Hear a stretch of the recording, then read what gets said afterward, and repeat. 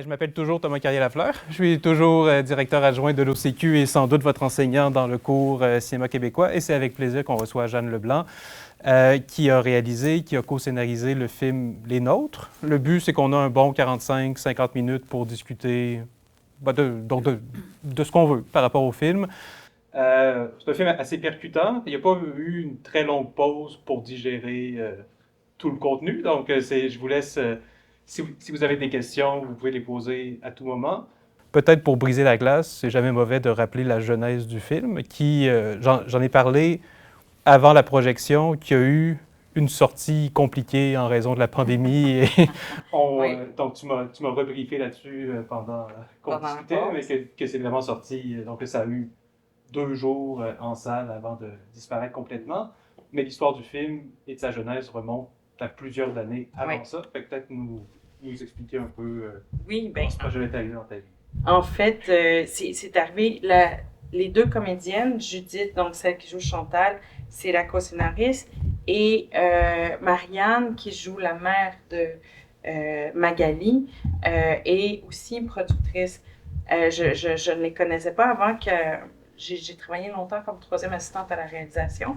Je travaille avec Marianne, qui était actrice et qui est toujours actrice, et grand coup de cœur, et elle me dit « Je voudrais que tu rencontres mon amie Judith, vous allez pouvoir scénariser ensemble, et j'ai une idée à vous offrir. » Et c'était un film 1000 fois plus sombre que ce que... Ça aurait été un film 1000 fois plus sombre que ce que vous avez vu, parce que des fois, la réalité dépasse de loin la fiction. Il était basé sur une histoire réelle et une histoire d'abus. Avec Judith, on a commencé à scénariser pour s'apercevoir qu'on n'était pas à la hauteur d'un sujet aussi grave et que c'était peut-être pas la bonne façon d'atteindre les gens. On a laissé dormir le projet, c'est pas être très très long, l'écriture, on a laissé dormir le projet pendant 1 an pour revenir en se disant, il y a quand même une thématique qui nous intéressait du projet initial, qui était l'impunité. Et là, on s'est dit, comment parler de l'impunité d'une manière autre? Et c'est de là qu'est né ce village, ce maire et cette petite communauté, en se disant, on a envie de parler de l'impunité et on est reparti d'une histoire neuve, mais avec une espèce de racine sur cette première histoire d'abus qui était beaucoup plus abominable et beaucoup plus systémique, en se disant, mais si on le ramène à une petite communauté, c'est comme notre famille, nos villages, nos communautés à nous, ben comment on peut traduire cette espèce de sentiment? Et en parallèle, c'est à peu près la même année où quand on a commencé à écrire, quelques années avant le MeToo, en fait. Et Bill Clinton était sorti, j'espère que tout le monde est familier, mais était sorti dans les médias à 60 Minutes, il n'était plus président. Puis ils ont demandé est-ce que c'est vrai pour l'affaire Monica Lewinsky? Et il a répondu oui, c'est la première fois qu'il l'a admis. Puis il a dit comment en êtes-vous arrivé là? Puis sa seule réponse a été de dire I did it because I could. Et c'est devenu un peu notre marotte à nous. Mais en plus d'un ton tellement... Tellement neutre. C'est juste, c'était un fait pour lui. Je l'ai fait parce que le monde dans lequel j'étais me le permettait, dans le fond. Et on est parti de ça, et après ça, on a énormément lu, on s'est documenté, on a été voir les statistiques qui sont absolument effrayantes. Et qui n'ont pas tant changé post-MeToo, je tiens quand même à le préciser, ce n'est pas un film daté, puisque les statistiques sont tout aussi dévastatrices. Et on s'est mis à se renseigner et on est arrivé à cette histoire. Est-ce que je me trompe ou dans la genèse, il y avait à un certain moment l'idée de faire plus un trailer encore que ce que c'est présentement, et à quel moment est-ce que cette idée-là aussi a été peut-être plus mise de côté? Quoi que c'est là, c'est-à-dire il y a quand même le suspense et tout, mais à un certain moment, si je ne me trompe pas, dans les différents scénarios, il y avait l'idée que l'identité du père n'allait pas être révélée tout de suite et que, que finalement, c'est un peu dit presque d'emblée dans le premier tiers du film. Bien, on a eu de grands questionnements en écriture, effectivement, sur est-ce que le film porte sur l'identité du père où le film porte sur est-ce que l'identité sera révélée, ce qui donne deux thématiques complètement différentes. Parce que si ça porte sur l'identité du père, c'est vrai qu'on se retrouve devant une structure de trailer absolument classique en 3 actes où est-ce que la révélation nous arrive à la fin du 3e acte et hop, ben, au milieu, ben, pas au milieu, mais bref, à un moment donné, on rentre là-dedans et c'est une structure extrêmement classique. Ceci étant dit, on se disait, et si c'était pas idem pour est-elle enceinte ou pas? Inutile de le cacher. Qui est le père? Dès les premières images, on va se douter que c'est lui. Parce que je crois aussi que dans nos billets inconscients, si on voit un homme de pouvoir et une jeune femme abusée, on le sait. C'est ça qui est fascinant, c'est qu'on le sait. C'est comme voir un prêtre et savoir qu'il y a une histoire d'abus. On va faire une association, nos biens inconscients nous amène à nous méfier des gens au pouvoir, même si on ne les dénonce pas, même si on n'en parle pas. Alors, on s'est dit, et si d'emblée on savait stacker, tout à coup, tout le suspense devient beaucoup plus dense, beaucoup plus à notre sens intéressant et plus proche de la thématique première qui était sur l'impunité, en fait. Et moralement, ça fait un film différent aussi. Complètement. Et ça place le spectateur, la spectatrice, dans une position similaire que tous les protagonistes qu'on voit dans le film, qui finalement se doutent bien. Et la question du film, c'est pas justement qu'est-ce qui est arrivé ou c'est qui, mais plutôt qu'est-ce qu'on fait avec cette information-là. Donc, oui. Qu'est-ce qu'on fait avec les connaissances qu'on a et comment on fait pour dénoncer ou juste parler et la difficulté dans certains contextes, dont le contexte de la communauté, de parler librement.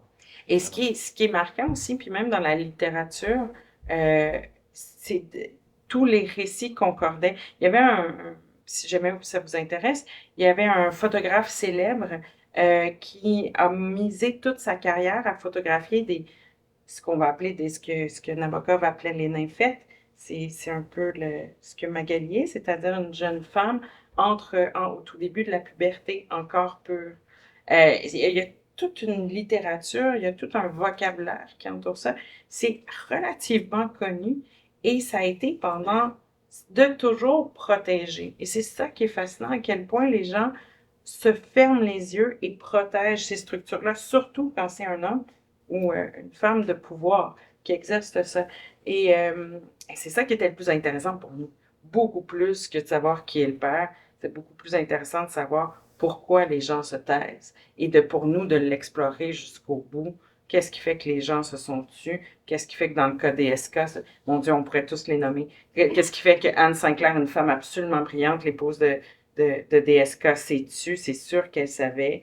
Alors, toutes ces femmes, tout cet entourage, parce qu'ils ont quelque chose à perdre, que ce soit financier, moral ou émotif, ou même dans leur structure profonde de personnalité, dans leur structure psychologique, ils ont quelque chose à perdre. Et ça, c'est intéressant de savoir qu'est-ce que les gens ont à perdre, à dénoncer et à essayer de, finalement, sauver un enfant de l'abus. Il fait noir, donc je ne vois pas nécessairement les mains levées, mais n'hésitez pas à... Je vais prendre différents moments, si quelqu'un a une réaction. Sinon, je peux rebondir sur ce qu'on a dit, mais cette idée finalement de mettre le paquet et de rien cacher, finalement, c'est un peu... Ça se traduit dans la première scène du film, que moi je trouve magistrale, qui est, je pense, une des premières scènes aussi qui a été tournée, sauf erreur, et qui était un peu un test pour savoir si cette optique-là allait fonctionner, si cette méthode-là allait marcher.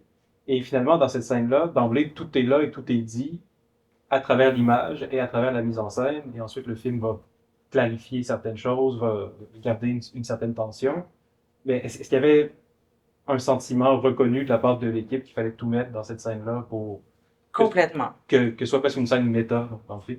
Mais même la construction du tableau d'ouverture et qui devient aussi l'image de fin quand elle se retourne, a été inspirée de peintures de la Renaissance tout autant que de ce photographe-là. Donc, on a été on a été travailler une iconographie et jouer sur les images d'une époque où est-ce que c'était, à la limite, je dirais pas bien vu, mais tout à fait accepté de sexualiser des jeunes femmes. Donc, ça devenait pour nous très méta parce qu'on s'est dit, ben, il faut reconnaître que par le passé, il n'y avait aucune gêne. Et quand je dis le passé, là, jusqu'aux années 70, là, Un passé récent. un passé extrêmement récent, il n'y avait aucune gêne à sexualiser les jeunes femmes. C'était même des tableaux que les gens avaient chez eux. C'était des photographies qu'on avait sur des calendriers. C'était sur la couverture des livres. Et on s'est dit, on va utiliser les mêmes couleurs, la même filtration, le même genre de lumière, les mêmes images pour qu'inconsciemment, les gens fassent tous, oh oui, c'est vrai que c'est beau. Puis après ça, il y a cette espèce de culpabilité qui rentre. Et quand tu disais tout à l'heure, jouer avec la position du spectateur, et est-ce que l'équipe en est consciente? La scène de la danse, quand les jeunes filles dansent, on l'a filmée de façon à ce qu'elles soient absolument magnifiques. Elles sont belles. Et je me souviendrai toujours, la maquilleuse derrière moi a dit, tu sais, ce qui me dérange le plus de tourner sur ce film-là, c'est que je les trouve sexuellement belles. C'est-à-dire qu'elles sont sexualisées et je comprends dans mon regard, je trouve ça acceptable. Puis après ça, je me souviens qu'elles ont 13 et 14 ans, puis je fais, mon Dieu. Et parce qu'on a été aussi éduqués avec ces images-là, on les a vues et revues et re-revues, et c'est tout ça qu'on est en droit de questionner, l'esthétisation de. Et donc, ça devenait, oui, l'équipe en était plus que consciente, puisqu'on a joué, même au niveau des costumes, coiffure, maquillage, éclairage, sur cette espèce d'ambiguïté-là, sur le ressenti que le spectateur pouvait avoir. Avec l'idée de provoquer, déranger le spectateur aussi, ou De le questionner, de se questionner. Quand tu disais tout à l'heure, je disais, ah, c'est vrai, c'est extrêmement juste, c'est qu'on met le spectateur dans la même position que toute la communauté. Donc à quelque part, ça se joue à plusieurs niveaux. Qu'est-ce qui fait qu'à un moment donné, on excuse la mère, on excuse certaines choses, mais c'est cette posture-là qui devient intéressante à explorer. Je serais curieux si quelqu'un a envie de rebondir là-dessus, justement. Moi, c'est un film que j'ai vu finalement trop de fois pour, pour me souvenir de cette espèce de ressenti premier, mais en plus que je l'avais vu, c'était pendant la pandémie, je l'avais vu chez moi, sur un écran domestique, donc ça n'a pas le même effet que sur grand écran, mais est-ce que c'est un film, puis c'est une question générale, puis si quelqu'un voulait témoigner ou parler de ça, je serais très heureux, mais est-ce que c'est un film qui vous a bouleversé, ou comment on sort d'une projection un film comme celui-là? Je suis sûr que ça intéresse Jeanne aussi. Complètement. De savoir. Ben, je pourrais juste dire, parce que j'ai écouté le film avant de venir ce soir, puis je suis comme contente de l'avoir fait parce que, tu sais, j'étais chez nous, je faisais des affaires, puis j'ai tendance à m'exprimer comme je suis seule, puis je me suis dit, une chance, je l'ai vu, parce que je pense que j'aurais pas été du monde en étant ici ce soir, parce que je pense qu'il y a beaucoup de moments qui sont justement assez choquants, assez bouleversants, puis je pense que il y a quelque chose ici avec la fin, tu sais, qui est pas nécessairement satisfaisante moralement, mais qui rend la chose tellement intéressante. Puis, ouais, c'est un peu ce que j'avais en tête. Et comment vous la comprenez, la fin, justement, qui est quand même une fin, ah oui, après ça, j'arrive à vous, juste d'après, mais qui est quand même une fin ouverte et qui finalement laisse le film sur beaucoup plus de questions encore.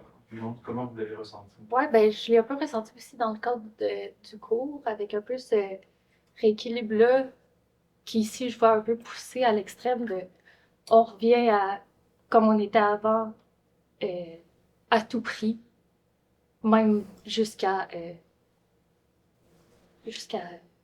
réduire une histoire assez.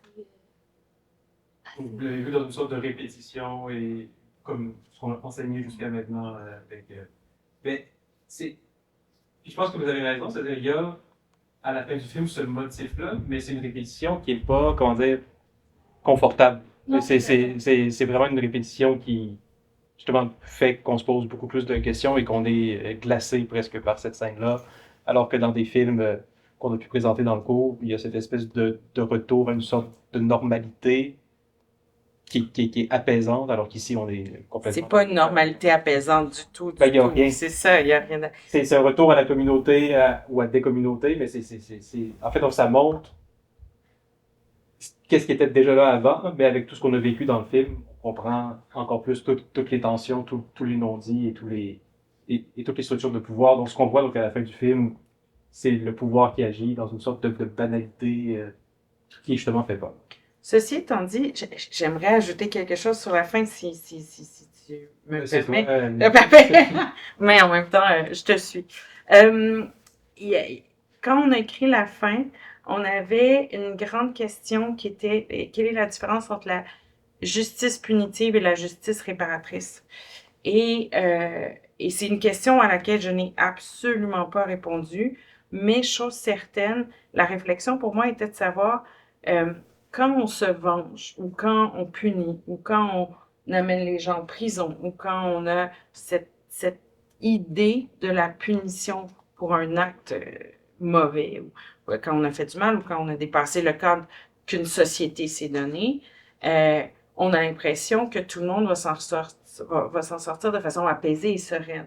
La vérité, c'est que en aucun cas, une justice punitive pense à comment les victimes vont ou pas se libérer et se réparer. Et cette idée-là de justice réparatrice, c'est aussi de savoir comment Magali, elle, prend possession et prend pouvoir de sa propre destinée. C'est très métaphorique, notre finale, parce qu'on se dit à chaque fois, si on prend la maison, c'est la société, c'est cette boîte dans laquelle tu choisis de rester ou de sortir.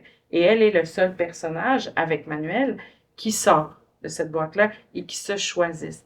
Moi, étonnamment, j'ai toujours trouvé la fin extrêmement lumineuse, mais de façon absolument tordue, vous me direz, mais très lumineuse parce que je me disais, elle se choisit, la nouvelle génération se choisit. Mon père en est sorti en disant, ils ont bien fait, ils ont laissé tout le mauvais dans la maison. Mon père est extrêmement satisfait de la finale. Merci, papa. C'est le bon public. Et pour moi, c'était ça. Est-ce que tu choisis de rester dans une prison dorée où la vérité, finalement, tu ne voudras jamais la voir, où tu te libères? Fait qu'on a pris une posture de justice réparatrice, mais comme la réflexion là-dessus est tellement à ses balbutiements, elle n'est pas complète. On est en train de se poser la question. Je sais qu'il y a des organismes, on se renseignait, puis c'est magnifique, mais c'est extrêmement difficile. C'est pas la voie facile. Je comprends à quel point c'est une fin qui est non satisfaisante parce qu'il n'est pas puni. Mais en fait, je voulais au moins parler de cette thématique qui, pour moi et Judith, est extrêmement importante d'arriver à un acte de libération réel pour Magali et de penser à sa courbe, à son personnage, avant de penser et de laisser enfermer dans cette maison les personnages qui ne veulent pas finalement sans se libérer de tout ça. C'était vraiment pas négatif. Mon Dieu, je l'ai absolument pas pris négativement. Si tu savais, avec le temps, ça fait longtemps que j'ai compris que cette finale, fallait en parler. C'est quelque chose de sain de parler de tout ça. Mais d'autant plus qu'il est à deux niveaux, c'est-à-dire qu'il y a comme deux fins finalement, donc dans le film, puis c'est ça que tu viens de décrire. Oui. Mon petit commentaire, c'était ce que j'ai trouvé bon, c'est que Magali est capable de garder le silence. Puis à la fin, on a comme l'impression, c'est-tu vraiment Manu, c'est-tu l'autre? Mais on sait que c'est la personne adulte qui a fait le geste. Puis comme tu dis, il n'est pas puni. Ça me laisse un peu sur ma faim. C'est normal. Mais en même temps, je me dis, ça donne l'impression, ils ont-tu adopté, à fin de compte, l'enfant pour régler la situation? Bien, dans une des écritures, on allait très, très loin dans justement l'adoption. Elle laissait l'enfant à Chantal et à Jean-Marc. Et on s'est dit, oh mon Dieu, c'est trop demandé aux spectateurs. Entendons-nous bien, dans la vraie vie, ces situations existent. Mais on se disait déjà que c'est une grande traversée, ce film. On va rester sur cette note lumineuse de Magali qui se libère. Mais vous avez tout à fait raison d'avoir eu ce soupçon-là, puisqu'il a déjà existé dans notre esprit. Et je dois avouer que Judith et moi avons pris un malin plaisir à le tourner avec une toute petite ambiguïté en se disant, ça va être notre, vous savez, les cocos de Pâques qu'on cache, là. Ça va être pour elle et moi un petit coco de Pâques bien caché, qu'on se dit, c'est un clin d'œil à une finale qu'on a déjà fait, mais non, ça n'a jamais été verbalisé, mais votre ressenti est tout à fait juste. Il y a deux questions. Je vais commencer par au fond à ma gauche. Merci beaucoup pour le film. C'est drôle parce que j'ai eu l'impression d'avoir peut-être interprété la fin encore différemment. Et c'est peut-être que je l'ai fantasmé d'une certaine façon, mais j'ai eu l'impression, à à la fin qu'elle avait une énergie totalement différente. Et quand je les ai vus partir les deux en voiture et de par les regards qu'elle a aussi pu avoir, j'ai peut-être fantasmé le fait qu'il y avait une espèce de riposte qui allait se préparer. Et c'est peut-être aussi ma frustration de cette impunité. Mais quand je les ai vus partir les deux en voiture et qu'ils ont lancé ce regard à l'intérieur de la maison, enfin depuis la voiture à la maison, il y a eu un peu un regard de défiance ou un regard un peu... ouais, comme si les deux, ils allaient préparer quelque chose pour revenir et qu'il y ait une sorte de punition à la fin, mais c'est peut-être ma frustration de justement le fait qu'il n'y ait pas eu de... Mais c'est assez juste aussi parce que l'indication de jeu donnée à Manuel et ainsi à Magali, donc à nos deux comédiens, c'était il n'a plus, il fallait que moi je ressente qu'il n'a plus d'emprise sur vous. Il n'y a plus aucune emprise sur vous. Donc, c'est parce que l'impunité, c'est toute une question de structure de pouvoir. Qui a le pouvoir sur qui? Et la seule indication de jeu à Léon et à Émilie, c'était de dire quand vous le regardez dans les yeux sans baisser parce qu'il n'a plus de pouvoir sur vous. Et donc, ton ressenti est tout aussi juste parce que si tu n'as plus de pouvoir sur moi, je peux décider de m'en aller comme je pourrais me venger, comme je pourrais faire 1 million d'autres choses, mais tu n'as plus de pouvoir sur moi. Pour moi, c'était l'indication de base. C'était cette libération-là qui fait que c'est une justice réparatrice. Et après ça, s'ils veulent se venger, mon Dieu, on vient leur en face. Mais tout à fait. Tout à fait.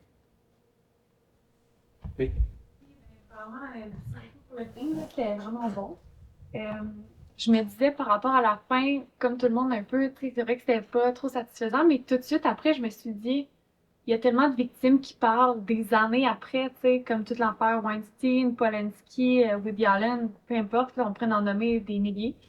C'est des choses qui sortent peut-être quand les femmes sont dans la trentaine, la quarantaine. Fait qu'en vrai, j'ai comme eu un petit soupçon d'espoir que peut-être qu'elle a fait sa réparation de son côté, puis à un moment donné, on en parle, puis peut-être qu'il y a d'autres victimes de cette mère-là aussi dans la communauté, tu sais, comme c'est pas dit, mettons. Mais c'est ça, puis je me demandais comment vous avez, justement, vous parliez de la direction que vous avez donnée pour l'actrice qui joue Magali. Comment vous avez balancé l'aspect victime de son personnage, mais aussi l'empowerment, elle décide de garder le bébé, elle prend quand même des décisions par elle-même, tu sais, malgré qu'elle est victime là-dedans, puis à la fin, elle est comme complètement libre, en tout cas, on a l'impression, puis on l'espère, mais c'était quoi la balance entre l'emprise, tu sais, comment vous avez dirigé cette actrice-là pour que son personnage shine autant que ça a été le cas? Ben, la première chose, je me permets de parler un peu d'Émilie Bière, l'actrice, puis ensuite comment on a travaillé ensemble. Émilie a le même âge quand on a tourné, plus maintenant, mais avait le même âge que Magali quand on a tourné, donc elle est venue passer sur son audition, elle avait 13 ans, mais elle joue depuis l'âge de 4, 5, 6 ans, là, depuis qu'elle est toute petite. Elle est arrivée en audition avec la conviction qu'elle voulait ce rôle-là. Puis je pense qu'on a vu une trentaine de jeunes filles en audition. Il y en a qu'on a même appelé leur agent en leur disant « Vous n'envoyez pas ces jeunes filles-là en audition avec des hommes pour l'instant. » Tu sais, on a été très bienveillantes. On avait des structures où est-ce qu'on voulait vraiment protéger les comédiennes qui venaient jouer avec nous. Émilie est arrivée avec une telle conviction que dès la première prise, grand frisson et un professionnalisme que j'ai rarement vu dans toute ma carrière. Elle est spectaculaire comme actrice. Ça, c'est une chose. Et même à 13 ans, donc 14, on a fêté ses 14 ans, une intelligence du jeu hors du commun. Je peux le dire, puis des fois, c'est complexe parce que tous les acteurs sont différents. On va diriger et travailler avec les acteurs et les actrices de façon différente, dépendamment des personnalités, leur méthode, à quoi ils sont sensibles, c'est quoi leur ressort, etc. Mais Émilie a une très grande intelligence du texte. Et quand on a commencé à explorer le personnage, on allait manger de la crème glacée ensemble, parce que j'aime pas prendre un verre en apéro. Et donc, l'une des premières choses qu'elle me disait, elle dit « Moi, je suis convaincue que dans la tête de Magali, elle est amoureuse. C'est son premier amour. Elle est sincèrement amoureuse. comme on peut être amoureux ou amoureuse de quelqu'un qui nous manipule. Mais elle, dans sa tête de 13 ans, qui commence à explorer les sentiments, elle doit se croire sincèrement amoureuse pour que nous, on croit au personnage. Alors ça a été notre base, notre première réflexion. À quel moment elle commence à s'apercevoir qu'elle est manipulée, que c'est une structure de pouvoir et que c'est de l'abus de pouvoir. Mais au départ, elle ne croit pas ça. Et c'est là où toute cette la complexité de ce personnage-là, la façon dont on l'a bâti, part de là. Mais même si tu regardes Lolita de Nabokov, je le dis comme il faut, oui. Samantha, qui a été la jeune fille qui a été agressée par Roman Polanski et qui a écrit un livre également, donc tout à peu près 13 ans, elles ont l'espace, ou même le témoignage qu'on a vu qui est ressorti de la comédienne française il y a quelques semaines. Elle avait 14 ans quand elle a sorti avec le réalisateur qui l'a un peu mis au monde comme actrice, et lui en avait 40, 50 ans. Elle vient de faire une sortie publique des années plus tard. Et elle-même dit qu'au début, elle se croyait amoureuse. Il y a cette espèce de sentiment parce que c'est le début des émois amoureux aussi. Et c'est des hommes extrêmement charmants en général qui sont capables de... Donc, en partant de cette prémisse-là, ça a été possible pour Émilie et moi de bâtir un personnage et une courbe de personnages aussi qui permettait d'avoir différents ressorts émotifs. La deuxième technique qu'on a utilisée, que j'ai jamais répétée, mais avec Émilie, c'était super, on a bâti une espèce de courbe de personnages associée à une trame sonore. Donc, on avait des chansons clés qu'on utilisait pour se dire, ça, on l'associait à une émotion, à un sentiment, à un revirement de situation, pour lui permettre, parce que c'est quand même une gamme d'émotions extrêmement complexe, que tout le travail qu'on avait fait en amont, en préparation, dans le cocon de mon bureau, qui était extrêmement douillet et confortable et de confiance, on puisse se dire, quand je sentais qu'elle était en train un peu de perdre pied ou que c'était pas rassurant pour elle, on mettait les écouteurs, je disais quelle chanson tu veux écouter, laquelle va comme te mettre dans l'état d'esprit dont tu as besoin. Et que nous, on avait fait ce travail-là d'association ensemble. Et on écoutait la chanson ensemble. Et là, tout à coup, elle se recalait et refaisait un chemin émotif qu'on avait travaillé en amont. Donc, on a très peu fait de répétition à proprement parler, mais on a beaucoup travaillé sur une espèce de préparation émotive qui lui a permis de naviguer dans des émotions qu'on avait préinscrites, qui correspondaient à une courbe de personnages, qui nous permettait de passer du sentiment amoureux à qu'est-ce qui se passe, pourquoi je me bats, mon Dieu, c'est de l'abus, ou tu sais, cette espèce de déclencheur, et c'est très pernicieux, c'est subtil, qu'on avait fait une grande courbe, la trame sonore a à peu près 12 à 14 chansons. Elle était partie en vacances une semaine avant qu'on tourne, elle avait amené ça, c'est sa préparation à elle. Ce qui fait qu'on a pu travailler sur une courbe émotive qui nous permettait justement de ne pas perdre pied, de pas jouer dans un cliché auquel on s'attend, alors que dans la littérature, la plupart des situations ressemblent beaucoup plus à ce qu'on voit là. Mais après ça, chaque cas est différent. Et il y aura toujours quelqu'un pour faire « Moi, je l'ai absolument pas vécu comme ça. Moi, j'ai absolument pas vécu ça. » Et ça, il faut reconnaître les différentes expériences, évidemment. Mais dans le cas présent, ben, on est parti de cette base-là. Qui est une courbe d'émotions, si je peux juste rajouter là-dessus, et qui passe quand même beaucoup par le silence aussi. C'est pas un rôle qui est très bavard, donc le rôle de Magali, c'est quoi, elle doit avoir 2 pages de dialogue. Si on les mettait, oui. Bout à bout. Ce qui est un défi encore plus grand, mais ce qui montre aussi comment c'est la mise en scène qui peut travailler donc, ces émotions-là. Et voilà. Donc, mais est-ce que c'était d'emblée un rôle qui était construit comme assez silencieux, oui. Même si elle est très présente dans le film, elle parle pas beaucoup. Mais quand elle parle, elle parle. Oh mon Dieu. Mais effectivement, c'est un rôle ça prenait une comédienne qui pouvait incarner ces émotions-là. Et c'est extrêmement complexe à 13-14 ans. C'est pour ça que de tomber sur... Puis on en a fait énormément d'auditions, puis tu t'aperçois à quel point, non seulement il faut avoir une intelligence du texte, une compréhension d'eux, mais ça a été écrit avec cette espèce de mutisme-là un peu buté, et la certitude que personne peut comprendre, avec raison. Elle a raison aussi de croire ça. Oui. Ma question, en fait, est proche de la précédente. Ah, pardon, c'est pas moi? Ah, non, désolé. peut les faire Oui, ok, pardon, désolé. Ma question était proche de la précédente, mais c'est plutôt, enfin, parce que j'ai vu aussi Carla en 10 secondes, et je me suis demandé comment est-ce que vous arrivez à travailler avec des jeunes filles sur des thématiques aussi intimes, aussi peut-être compliquées à aborder, surtout à l'adolescence. Comment est-ce que vous les mettez justement en confiance et pour qu'elles soient disponibles? C'est étonnant à quel point c'est moins tabou pour elles que pour des acteurs et des actrices plus âgés. Quand, quand, quand les, comme dans le cas de ces deux jeunes filles-là, quand elles se sentent en confiance. Dans les deux cas, j'ai développé une grande relation d'amitié. C'est énormément de préparation aussi. Euh, si vous avez la chance de voir, il y avait une entrevue de Jacques Doyon qui parle de comment il a dirigé Ponette pour le film Ponette. Et bon, il y a des choses qu'il dit qui me font toujours un peu hurler de rire parce que il ressemble à un monsieur un peu grincheux. Puis tu te dis, mon Dieu, je ne le laisserai pas aller dans ma chambre, dans la chambre de ma jeune fille toute seule. Mais il parle de cette complicité-là, de comprendre ce qui les interpelle, ce qui les intéresse, de comprendre un univers qui est effectivement pas le mien, mais de prendre ce temps-là, de pas essayer d'imposer quelque chose, puis d'adapter aussi un peu l'écriture cinématographique à la personne que j'ai choisie. Euh, il y avait aussi ce grand metteur en scène britannique qui disait quand on choisit un acteur ou une actrice, on se marie avec, pour le meilleur et pour le pire.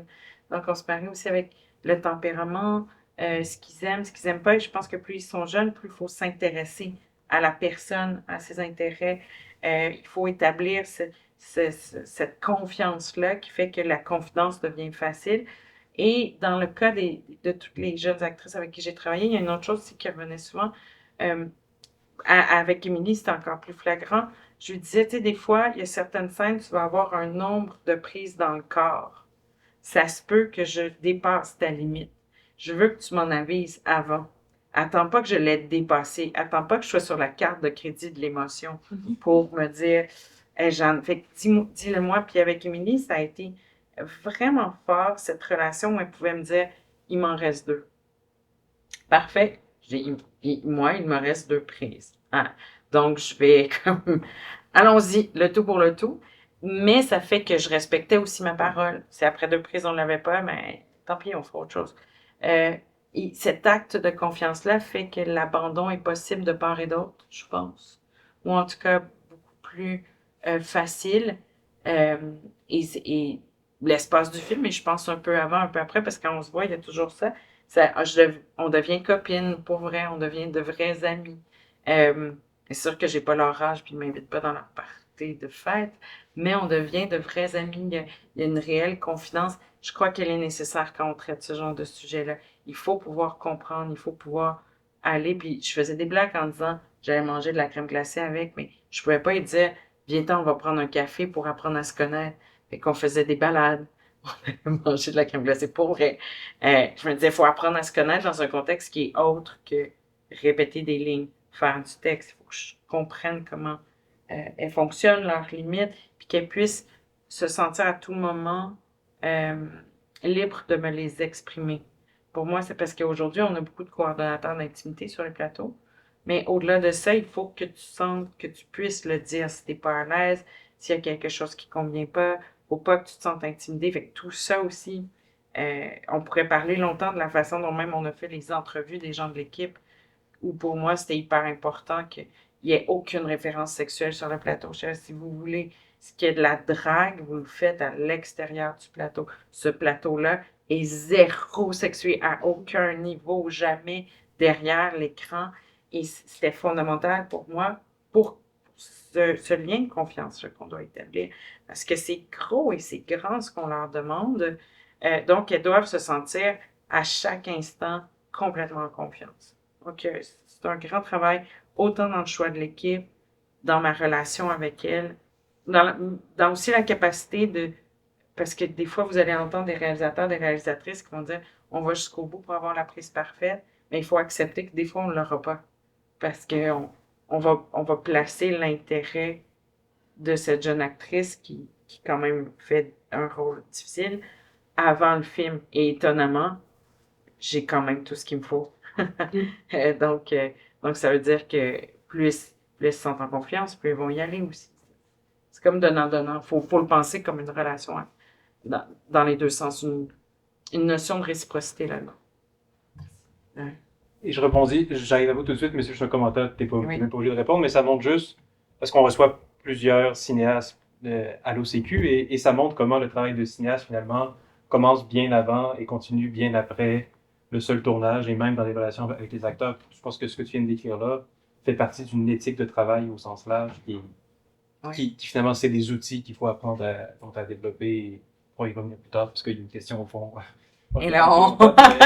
Mais je veux dire, Oui. je pense que c'est le genre de témoignage qu'il faut entendre plus souvent pour souligner toute la complexité et le spectre du métier qui est le tien. Moi, j'ai deux petites questions. J'aimerais vous demander si vous opteriez pour le même dénouement si votre personnage avait 10 ans. Ah, si j'aurais été... je pense qu'un personnage de 10 ans, même moi, ça m'aurait mis profondément mal à l'aise. Mais le cas qui nous intéressait ici, c'est parce qu'il y a... Je parlais tout à l'heure de Lolita, mais quand on se met à lire sur cette fixation sur les jeunes femmes juste sur la frange de la puberté, sont pas tout à fait jeunes filles, sont pas non plus femmes, donc on parle de jeunes femmes prépubères au début de puberté. Il y a toute une littérature et tout un monde de fantasmes qui accompagne cette espèce de tranche d'âge-là extrêmement précis. Il y a un vocabulaire qui va avec ça. Il y a aussi tout un imaginaire, comme on disait tout à l'heure en début. Pour moi, ça, c'est encore plus intéressant que d'aller vers la pédophilie à proprement parler. Donc, on parle ici d'enfants qui sont pas du tout, même pas prépubères, donc de jeunes filles, ça aurait pu être de jeunes garçons. Je pense que la pédophilie, c'est un autre sujet. La pédophilie de jeunes enfants, c'est un autre sujet. Ça aurait donné un tout autre film. J'aurais sans doute absolument pas eu les mêmes courbes de personnages. J'aurais pas eu cette réflexion-là non plus sur le plein pouvoir que pourrait avoir ou que peut avoir Magali et qu'elle a, en fait, et donc, qui est aussi la finale. Le film se termine sur sa prise de position, sa prise de pouvoir. Je pense que son âge y est pour beaucoup. Donc, je crois que si ça avait été un film sur de plus jeunes enfants, ça aurait donné un tout autre film. On n'aurait pas les mêmes courbes, on ne serait pas à la même place, on n'aurait pas... Magali ne se serait pas déployée et elle ne serait pas tombée en scène. Donc, toute la courbe principale du film serait sans doute tombée. Ça aurait donné un tout autre film. L'idée originale dont je parlais, celle qu'on n'a pas explorée, c'était de l'abus d'enfants handicapés dans une école. Ça a été systémique. C'est un cas qui s'est passé sur la Rive-Sud, absolument terrible, où la DPJ a agi de façon à retardement, comme les cas dont on entend parler. La raison pour laquelle on n'est pas plongé dans ce film-là, c'est qu'on s'est dit c'est excessivement complexe et ça nous amène dans une toute autre sphère et qui appartient et qui a sans doute plus d'impact, à mon sens, en documentaire pour ce genre de sujet-là. Ou si on fait un sujet sur la pédophilie, il faut avoir un angle très personnel et une réflexion qui l'accompagne. Ce n'était pas le sujet du film Les Nôtres. Bon, j'espère que ça répond à... Et vous aviez deux questions ou vous en avez... Donc j'avais cru entendre qu'il y avait deux questions. Oui, c'était deux questions, mais apparemment, pour moi, je ne fais pas la différence entre un mineur de 10 ans et un mineur de 13 ans. Ah, il n'y en a pas de différence ni légalement ni au niveau de l'abus, mais au niveau du développement psychologique et au niveau de l'iconographie et de la littérature qu'il y a dans les histoires d'abus, c'est complètement différent. Mais je suis complètement d'accord avec vous, il n'y a pas de différence et c'est tout aussi mal, c'est pas ça, mais ça n'aurait juste pas donné la même histoire. On n'aurait pas eu la même histoire du tout si c'était l'un ou l'autre. Je sais pas si c'est plus clair comme ça. Et je n'ai pas perçu le pouvoir, la plus de pouvoir quand on va gagner l'affaire. Pour moi, le mal est consommé, le mal est approuvé. Parce que l'adulte qui a commis l'acte est resté impuni. Donc, je me dis peut-être en tant que cinéaste, est-ce que peut-être que ce n'est pas un peu de notre rôle de sensibiliser, de lutter, même si ça se passe effectivement dans la vraie vie. Mais est-ce que c'est pour autant qu'on doit laisser cela entrer impuni à l'image? Ça, on pourrait en discuter longtemps, mais je pense que le plus important, c'est la réflexion que ça amène chez le spectateur. À mon sens, et ça c'est très personnel, après ça, chacun son point de vue, quand je me retrouve avec un personnage qui est puni à la fin avec une résolution fermée, je suis apaisée. Et je reviens excuse-moi pour le son. Je suis apaisée et je reviens chez moi avec le sentiment que justice a été rendue. Et je me dis, je peux m'endormir tranquille puisque les méchants sont en prison. Je caricature, bien évidemment. Cependant, si mon souhait comme cinéaste est que la réflexion continue et que la colère qui s'empare de toi à la fin en disant « je ne comprends pas pourquoi ça n'a pas été puni », te permet de réfléchir et d'agir, je pense que le film vit beaucoup plus longtemps, a un sens beaucoup plus profond et a beaucoup plus de chances d'avoir un impact. Dans ma vie, c'est comme ça que je vis les films et je vis le cinéma. C'est-à-dire que si on est devant une fin ouverte qui ne me prend pas par la main, qui ne me console pas, qui ne me réconforte pas, mais devant une finale qui me permet de réfléchir par moi-même et de prendre acte et de prendre décision, personnellement, ce film aura beaucoup plus d'impact dans ma vie et dans ma réflexion. Après ça, chaque cinéaste peut choisir ou pas de l'aborder de la façon dont il souhaite ou elle le souhaite. Mais voici la façon dont nous avons choisi de l'aborder comme scénariste et comme réalisatrice. Et il y a assurément une forme d'intranquillité donc à la fin du film. Exact. Et il y a beaucoup plus moteur à réflexion et moteur à prise d'action comme spectateur par la suite si t'en sors avec cette espèce de sentiment de « ça n'a pas de sens ». C'est vrai que ça n'a pas de sens. On va se le dire. C'est vrai que ça n'a pas de sens. Et étonnamment, pas étonnamment, mais pourquoi être étonné de ça? La semaine de la première au rendez-vous, c'est la semaine où la jeune, je ne sais pas si vous vous en souvenez, c'était en 2020, la jeune Océane est décédée, 13 ans, assassinée par son voisin. Parce il y avait une situation d'abus. Elle a menacé de le dénoncer. Il l'a tué sur la bord de l'autoroute. La même semaine qu'on sort au rendez-vous. Et avec mes productrices, on se disait, dans la scène, quand elle sort du camping et que Jean-Marc y va, si la police n'était pas arrivée, c'était l'histoire d'Océane que j'avais à l'écran. Et ce que je trouve intéressant, c'est que je me dis, plus personne ne se souvient d'Océane. Mais si mon film continue de voyager, les gens vont s'en souvenir. Avec un peu de chance, ça va porter à réflexion. Peut-être pour 2, 3 personnes. Il y a des gens qui me disaient, moi, je veux l'écouter avec ma fille. Je veux l'écouter avec mon fils. Je veux l'écouter avec des jeunes. Ben, tant mieux. Ça veut dire que vous allez être obligé de parler après le film. Et ça, je trouve ça important. Et on en parle là, n'est-ce pas merveilleux? Peut-être une question qui est un pas de côté. Dans les différents métiers que tu as eus dans le monde du cinéma, je pense que tu m'as dit que tu as dirigé plus de 20 000 figurants et figurantes. Mais même si c'est 10 000, c'est quand même pas si mal déjà. La question, je pense que c'est un film qui, ben, on l'a dit, qui porte sur la communauté, qui doit montrer donc une multitude de personnes ensemble pour donner justement ce sentiment-là d'écosystème, pour ensuite aller chercher une histoire singulière, mais il y en a plein d'autres d'histoires dans cette communauté-là. Donc, à l'image, la communauté est présente par les corps, par des plans larges. La scène d'ouverture met bien en scène, donc installe bien tout ça. Mais la communauté dans le film passe aussi par le traitement du son. C'est quelque chose dont on n'a peut-être pas eu le temps de parler, puis vu qu'il ne reste pas beaucoup de temps, c'est pas mauvais donc d'aborder cet aspect-là.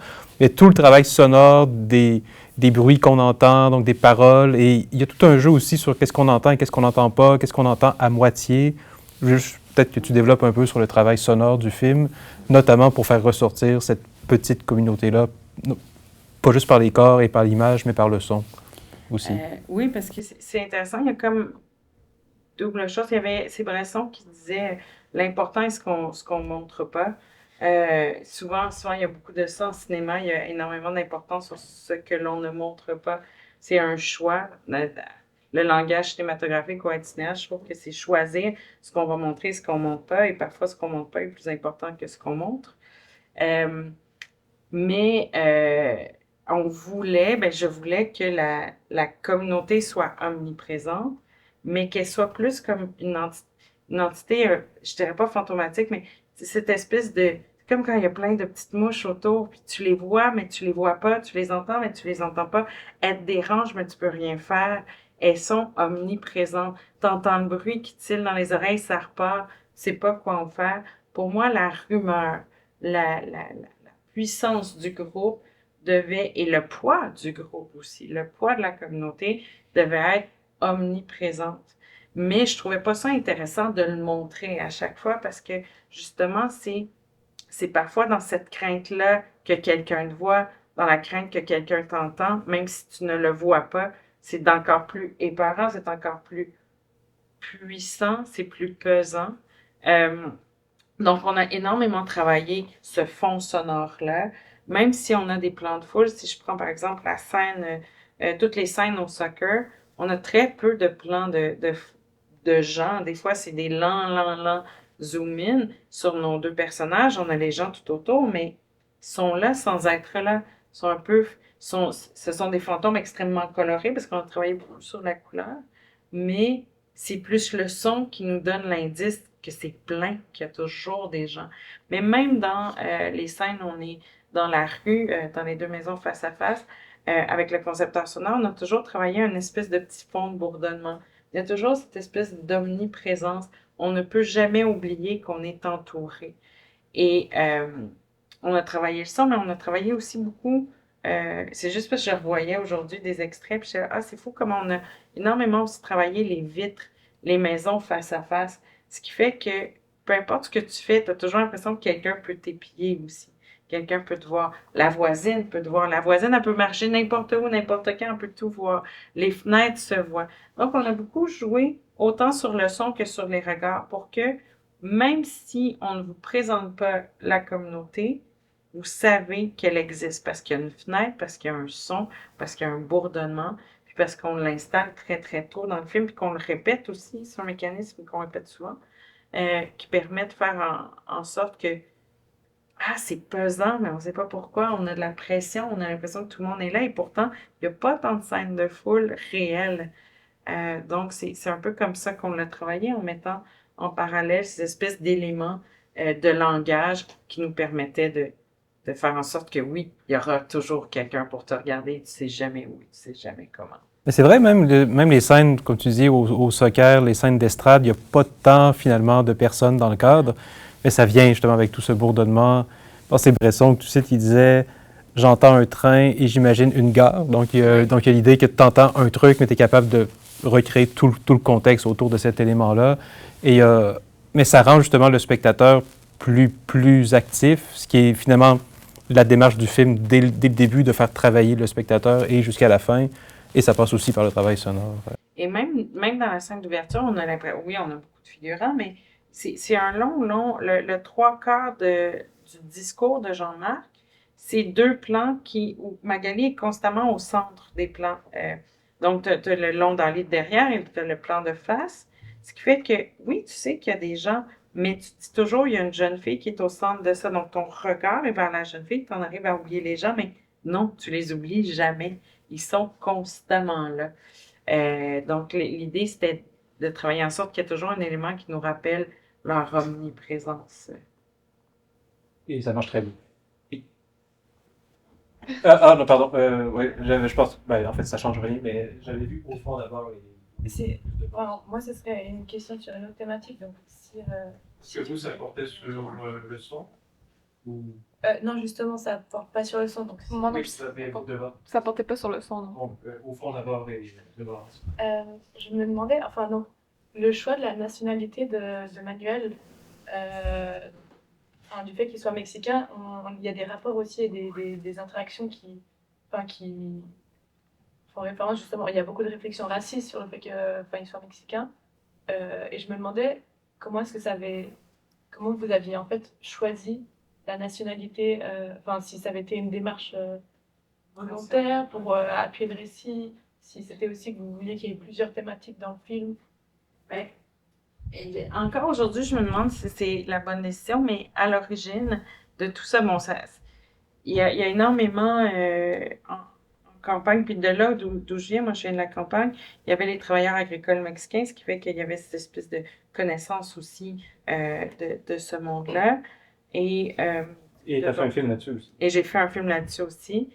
Et il y a réellement, mais je viens de Joliette, donc pour ceux qui connaissent le cas aussi de Joyce Echaquan, de tout ce qui s'est passé à l'hôpital de Joliette, je me souviens quand ça s'est passé, on s'est tous dit, mes amis de Joliette ensemble, on a fait « et nous ne sommes pas surpris ».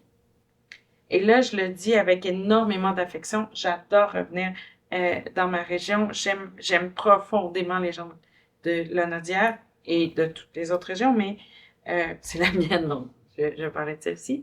Mais le problème, c'est qu'il y a quand même le fameux racisme systémique, ou en tout cas, du moins, il y a énormément de biais non reconnus.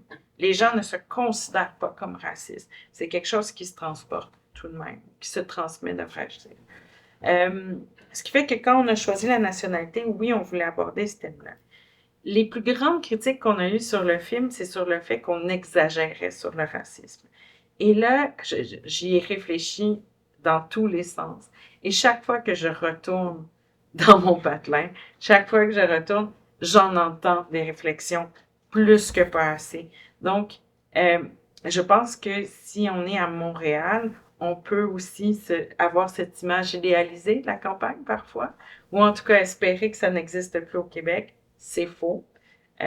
Mais on avait envie de l'aborder, somme toute, parce que je pense que ça fait partie des petites communautés. C'est de se dire que s'il y a quelque chose de mal qui se passe, c'est beaucoup plus facile de le projeter sur l'autre que sur soi.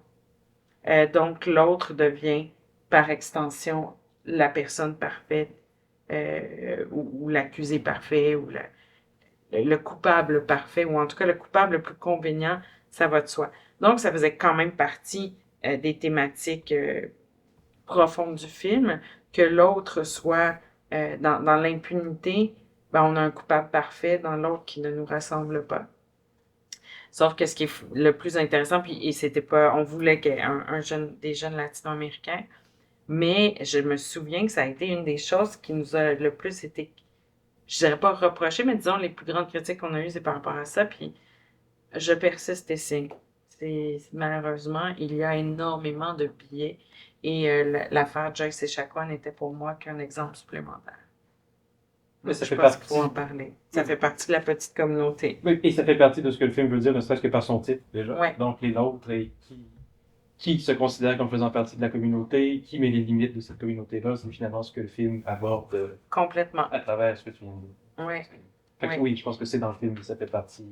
Et à chaque fois qu'on critiquait ça, maintenant, je m'en viens un peu plus aguerrie, puis on prend mieux la critique avec le temps.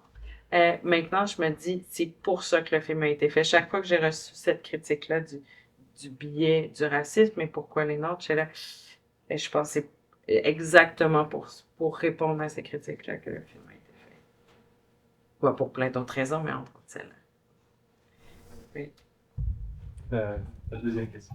Moi, j'avais genre deux petits commentaires puis une question. D'abord, je voulais juste dire, moi, c'est pas la première scène, mais la deuxième, justement, pendant le discours. Moi, c'est vraiment à ce moment-là que j'ai un peu compris comme tout le sujet du film. Quand il y a eu le focus qui est passé du maire à elle, justement, pendant qu'on parlait du maire et tout ça, justement, j'ai comme un peu tout de suite compris qu'il y allait avoir quelque chose, là, une relation entre ces deux-là. Puis, ben, ça montre justement à quel point c'est intériorisé en nous, à quel point on le sait immédiatement, puis ça fait peur. Puis c'est juste aussi à quel point vous avez fait une bonne job de rendre ça tellement évident mais implicite en même temps. Et c'était mon premier commentaire. Mon deuxième commentaire, c'était que moi, contrairement à d'autres personnes, j'ai vraiment trouvé la fin satisfaisante, dans le sens que je trouve que les fins, justement, classiques, les trames classiques américaines, de genre tout se résout, moi, c'est ça que je trouve insatisfaisant dans la vie parce que c'est pas vraiment réaliste. Puis je trouve que cette fin-là, ça montrait vraiment une vraie histoire, une vraie fin, le vrai genre de conclusion qui se passe souvent dans ce genre d'histoire-là. Puis c'est ça qui permet justement de vraiment se mettre à la place de l'autre personne, tandis que quand la conclusion est déjà présentée, ben ça conclut aussi dans notre tête, tandis que là, on peut vraiment se mettre à la place d'une vraie personne qui l'a vécu. Puis finalement, ma question, c'était par rapport au père de Magali qui est décédé. Je trouve qu'on en a pas vraiment parlé, mais j'ai l'impression que ça a quand même joué quelque chose dans la dynamique qu'il y a eu là. J'ai l'impression que peut-être le fait que justement son père soit plus là, c'est ça qui a un peu ouvert la porte aux mères. Je sais pas aussi s'il y a comme peut-être quelque chose d'un peu freudien là-dedans aussi, que Magali a comme, le maire parlait souvent de la protéger, de s'occuper d'elle, un peu comme s'il remplaçait son père, puis c'est peut-être ce remplacement-là du père qui lui a ouvert la porte vers cette relation-là avec Magali. Je sais pas si c'était voulu, mais on en a pas vraiment parlé du fait justement que son père est décédé, puis je pense que c'était pas là pour rien. Je pense que si son père était dans le décor, ça aurait peut-être fait une histoire différente quand même. C'est complètement voulu. Parce que il y a aussi la recherche d'une figure masculine signifiante qui manque. Et je trouvais que nous trouvions, Judith et moi, que ça servait à la fois cette dynamique-là, où est-ce que pourquoi elle tombe amoureuse de cet homme-là? Parce que c'est une figure masculine signifiante, parce qu'il peut la protéger, parce qu'il y a cette espèce de chaleur, de sentiment aussi d'enracinement qui lui a manqué et qui lui fait énormément de bien. L'autre aspect aussi qui devenait intéressant avec la mort du père, c'est la position d'une mère monoparentale, veuve, ben, ils n'étaient pas mariés, mais on peut imaginer, et responsable de 2 enfants, qui mène tout ça à bout de bras, et pour qui, tout à coup, si c'est son employeur et ami, et la personne qui entretient la maison, et la personne qui a sans doute aidé dans les premiers paiements, qui a déménagé, qui est coupable, c'est trop à prendre. Quand on parlait de toutes les motivations possibles qui fait qu'on ne parle pas, on oublie aussi l'interdépendance. Donc, si je suis dépendant de la personne qui agresse ma fille, beaucoup plus probable que j'arrive dans ma tête à changer le narratif, à le modifier suffisamment pour me faire à croire ou pour voir juste les signes positifs, donc ceux qui font en sorte que, ben non, c'est impossible que ce soit lui. Donc, j'arrive à changer le narratif parce que sinon, ce serait vraiment comme mettre en péril ma situation, sans doute économique, psychologique, émotive, et c'est beaucoup trop. Donc, c'était à la fois moteur pour le personnage joué par Marianne, donc pour la mère, mais également, évidemment, pour Magali, parce qu'elle est en manque de cette figure masculine-là. Je dis pas que ce sont toutes les jeunes filles qui ont perdu leur parteau qui vont tomber amoureuses d'hommes plus âgés, bien évidemment, mais disons que ça fait partie des facteurs qui fait qu'elle a pu tomber amoureuse de lui. Justement, ça fait poser aussi la question de si son père était encore là, est-ce que le maire aurait quand même tenté d'avoir ce Je ne crois pas. Je ne crois pas. C'est donc aussi le profit aussi de cette situation. Bien, sans doute aussi, si on se rapporte quelques années plus tôt, elle était plus jeune. Donc, au début, ça a dû être vraiment innocent. Et les deux ont réussi à changer leur narratif pour se dire, ah ben oui, mais on tombe en amour. C'était super intéressant parce que le cinéaste qui est tombé en amour avec cette actrice de 14 ans, en fait, ce qui a été scandaleux, c'est qu'il y a une entrevue qui est ressortie justement il y a quelques semaines, une entrevue des années 80 où il dit, elle était si amoureuse de moi, c'est elle qui voulait ça. Et là, il change toute la narration de cette histoire-là en disant, mais moi, je pouvais rien, c'est elle qui voulait tout. C'est elle qui dominait dans la relation. C'est extrêmement pervers, mais je pense que dans le cas de Jean-Marc, il a dû prendre soin. Ça devait pas être prémédité au début, mais à un moment donné, sa propre histoire s'est mise à changer, puis il s'est dit, je vis une vraie histoire. C'est de l'abus. Nous, on le sait. Mais pour lui, il a dû être capable de tenter de changer son narratif de cette façon-là. On est censé libérer la salle à 10h, mais je pense qu'on peut prendre une dernière question. En fait, la femme de Jean-Marc, qui essaie de le reséduire en mettant des vêtements quand il était plus jeune aussi. Fait que, tu sais, on dirait qu'inconsciemment, peut-être, en tout cas, à travers le costume, je sais pas, c'est peut-être les années 70, là, j'essayais de deviner c'était quand, mais elle devait être assez jeune, tu sais. Puis on dirait que peut-être inconsciemment, elle savait qu'il fallait qu'elle se rajeunisse. En tout cas, je sais pas, pour que son mari la désire, finalement, Ils ou ont- quelque chose comme ça. Et donc, il y a vraiment une différence d'âge. Et je sais que pour nous, on s'est dit, il a dû tomber amoureux, ils sont tombés amoureux, elle était fin de l'adolescence. Elle devait avoir un 15-16 ans un peu problématique, mais pas trop, un peu limite. Elle le sait. Elle le sait. Mais c'est tout à fait ça. C'est parce qu'ils ont cet écart d'âge, pardon. Mais lui, il devait avoir, nous, on s'imaginait qu'il y avait 28 ans, elle en avait 16. Ça passe mieux. C'est beaucoup plus proche en âge.